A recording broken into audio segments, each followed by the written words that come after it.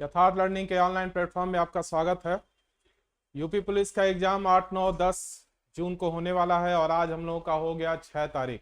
तो मुश्किल से एक महीना बचा है, मुश्किल क्या टोटल 30 ही दिन बचे हुए हैं।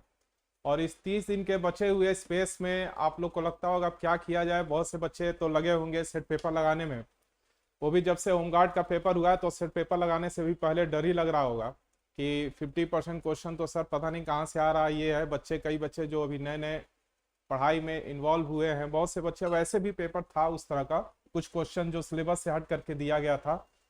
लेकिन पुलिस, चूंकि पहली बार वो एग्जाम हो रहा था और ये यूपी पुलिस का एग्जाम में आपको सबसे बड़ी समस्या यह है कि 2 घंटे में आपको 150 क्वेश्चन करने होंगे, वो भी मैथ रीजनिंग के साथ। समय इतना कम है, नेगेटिव मार्किंग तो नहीं है, इस बार संशोधन किया गया है, लेकिन फिर भी आपको 150 क्वेश्चन करने 120 मिनट में बहुत ही स्पीड के साथ करना होगा। इसके लिए आपको करना ये चाहिए कि मैथ रीजनिंग और हिंदी का जो पुराना पेपर हुआ है उसको तो सॉल्व करिए ही, उसको तो बेस बनाकर सॉल्व करिए और जो लेसन उसमें आए हुए हैं उस पर ज्यादा काम करिए। बचे हुए दिन हैं, अब ज्यादा उस पुराने एग्जाम को लेकर हो तो उत्साहित होने की भी जरूरत नहीं है कि होमगार्ड में ऐसा हुआ वैसा हुआ, क्योंकि वो पहली बार एग्जाम हो रहा था और हर एक व्यक्ति को उस पर परेशानी था क्योंकि वो सिलेबस से हट करके कई क्वेश्चन उसमें इन्वॉल्व किया गया था। लेकिन यूपी पुलिस में ऐसा नहीं होने का गुंजाइश इसलिए भी है क्योंकि मैथ रीजनिंग हिंदी ये तीनों का सिलेबस बिल्कुल अलग है। जीएस में ये सारे गेम हो सकते हैं, तो जीएस में भी उसका जो सिलेबस उसने पहले ही दे दिया है। इससे पहले यूपी पुलिस का जो एग्जाम हुआ था उसी को बेस बनाइए और उसके इधर उधर घूमने का प्रयास ना करिए। यूपी पुलिस में आपको 2-3 चीजें और इधर क्या देख लेने लायक है जल्दी से जल्दी। तो यूपी का कल्चर तो देख ही लेना है हर हाल में, और इसमें कुछ हम इंपॉर्टेंट 25 क्वेश्चन है, आने वाले टाइम में इसको 100 कर दिया जाएगा। लेकिन ये यूपी का संबंधित कल्चर जो आपने होमगार्ड में तैयारी किया था उसी पर थोड़ा सा और मजबूती कर देने लायक है। क्योंकि उस समय आप हिंदी नहीं पढ़ रहे थे, रीजनिंग नहीं पढ़ रहे थे, मैथ भी नहीं था। जो बच्चे एसएससी जीडी में इन्वॉल्व थे वो तो दोनों चीजों को टच में होंगे, लेकिन जो बच्चे टोटली होमगार्ड पर ही प्रेशर किए हुए थे उनका 1-1.5 महीने से लगभग ये सारी चीजें छूटी हुई थी। तो ये तीनों सब्जेक्ट है जो ये है कि टोटल प्रैक्टिस पर ही निर्भर है। सीधा सा अर्थ है कि तीनों सब्जेक्ट, ये मैथ का, जीएस, ये हिंदी और रीजनिंग, इन तीनों पे ज्यादा से ज्यादा आप केवल प्रैक्टिस करिए क्योंकि 150 क्वेश्चन रहेंगे आपके, समय पता ही नहीं चलेगा। 120 मिनट और 150 क्वेश्चन। एक अच्छी बात है कि निगेटिव मार्किंग नहीं है, लेकिन वो सभी बच्चों के लिए वही बातें हैं। तो देखिए कुछ इंपॉर्टेंट क्वेश्चन है, उसके बाद इस पर बात किया जाता है। किस राज्य में समान नागरिक, ये सारे प्रश्न जो हैं आए हुए क्वेश्चन हैं, इसीलिए हमको लगा कि इनको भी जैसे पुराने जो क्वेश्चन हुए होते हैं उसको पड़ोस देना धीरे धीरे शिफ्ट में। तो उससे क्या होता है कि पुराने क्वेश्चन बच्चे खोजना नहीं पड़ता है, या तो पेपर में डायरेक्ट वो ले लें, उसके बाद भी ये चीजें इंपॉर्टेंट बनाती हैं। तो देखिए किस राज्य में समान नागरिक संहिता, किस राज्य में समान नागरिकता संहिता लागू हुआ, तो गोवा में है, आर्टिकल 44 का आधार बनाकर। दूसरा है राष्ट्रीय मानवाधिकार आयोग कब लागू हुआ, 12 अक्टूबर 1993 को। इसका मुख्यालय कहाँ है, मुख्यालय भी पूछता है, नई दिल्ली में है। इसके बाद है लोक अदालत का अर्थ क्या होता है, लोक माने पब्लिक होता ही है, जनता की अदालत। भारत में पुलिस प्रणाली किस देश की पद्धति पर आधारित है, तो ब्रिटिश। ये थोड़ा लिखा हुआ आपको अगर स्पष्ट ना हो रहा हो इसीलिए इसको बार बार दोहरा भी दे रहे हैं।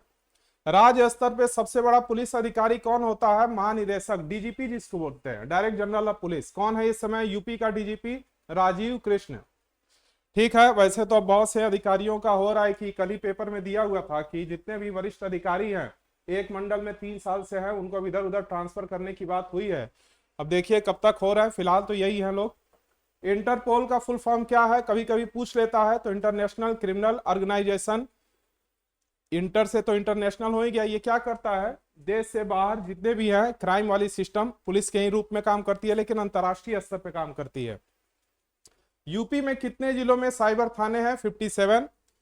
हेल्प, इसका हेल्पलाइन नंबर भी पूछ लेता है साइबर वाले का, तो 1930 है। साइबर क्राइम बहुत इस समय बहुत ज्यादा काफी समय से एक्टिव है।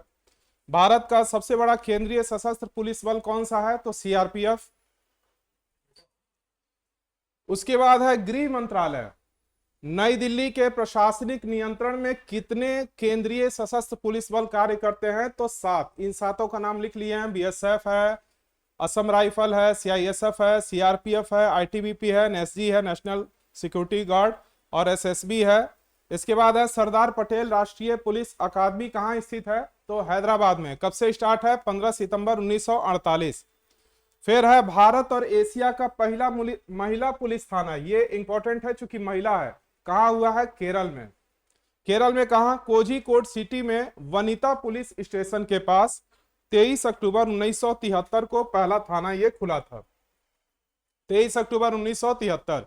ये पुलिस का रैंक है कुछ। ये कांस्टेबल से लेकर, हेड कांस्टेबल से लेकर डीजीपी तक का पोस्ट जो है कैसे सीरीज में काम करता है, ये इसको लिखा गया। कभी कभी ये क्रम पूछ लेता है। तो देखिए सबसे बड़ा पोस्ट है ये डीजीपी, जो कि आपके राजीव कृष्ण है इस समय वर्तमान टाइम में।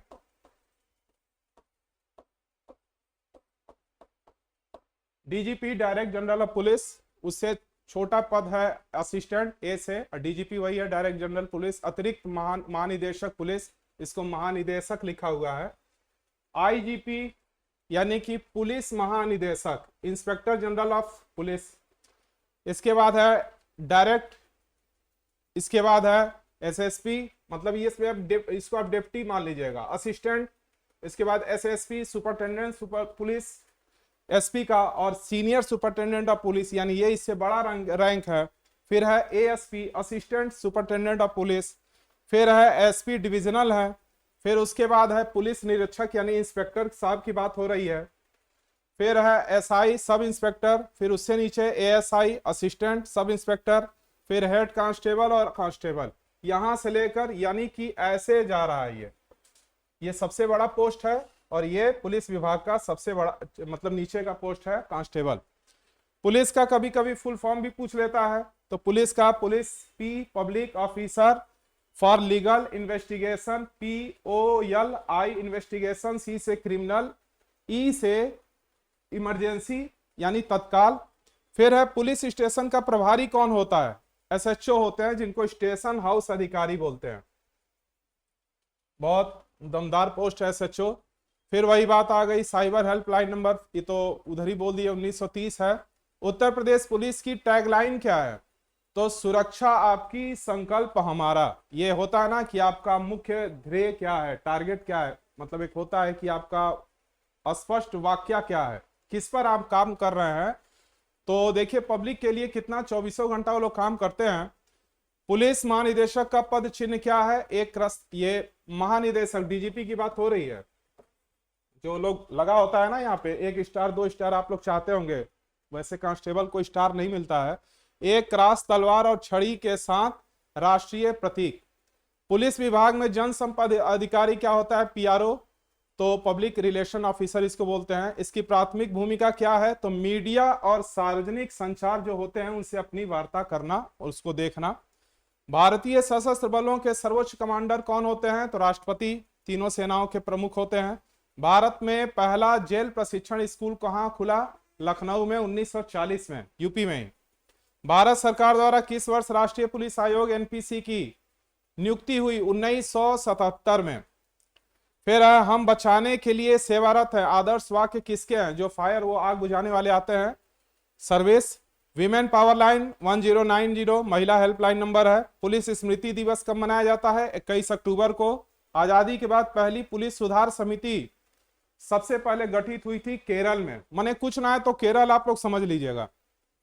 फिर है अल्पसंख्यक अधिकारी दिवस कब मनाया जाता है? 18 दिसंबर को। ये सारे आए हुए क्वेश्चन हैं, ये हैं तो छोटे क्वेश्चन लेकिन फिर भी इंपॉर्टेंट बनाए हैं क्योंकि पीछे एग्जाम में पूछे गए हैं।